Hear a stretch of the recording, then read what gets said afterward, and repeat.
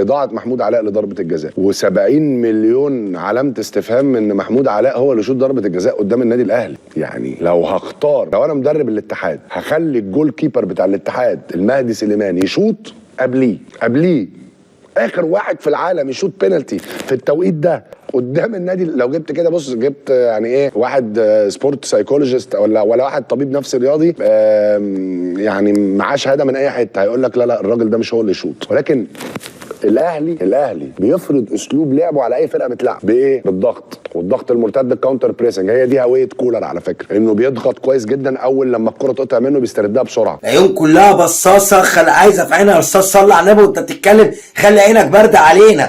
بعدين بتتكلم يا محمود علاء، ما انت اللي لبسته للزملكاويه ما كان جاي الاهلي. جميل ده مش هننساه لك يا ميدو. شكرا. اداؤه بالذات، من اداؤه يعني مش باص بسهوله، وحتى مثلا مش باص وبعدين ما يجريش لا يعني قفشه ما ضافش بعد سافيو. لا هو ما اضافش غير في الباص اللي عمله الجول.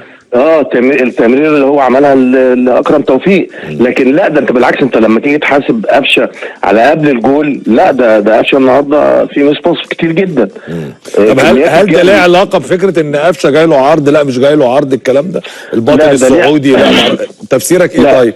ولا عشان ما بيلعبش اساسي ولا عشان لا هو مالهاش علاقه بالعروض، لان دي مش هبقى مركز فيها قوي. هو قفشه مركز ان هو ليه ما بيلعبش، ليه ما بيبداش. ده يعني هو يا كابتن يحمد ربنا قفشه ان الراجل طريقه لعبه بتسمح بمكانه. انت عارف المدربين بيجوا دلوقتي بيلعبوا 3 افضل، يعني دلوقتي 3 نص ملعب. يعني قفشه ما فيش في مدربين بيجوا ما بيلعبوش برقم 10. موسيماني يا كابتن لو تفتكر السنه الاخيره كان قفشه ما بيلعبش. ما عشان حتى سواريز يعني موسيماني وكروش كان لاغين حته مظبوط مركز 10. يا باشا اللي قايله يبوظوا مع السلامه، اللي عايز يمشي والمركب اللي تودي ما ترجعش.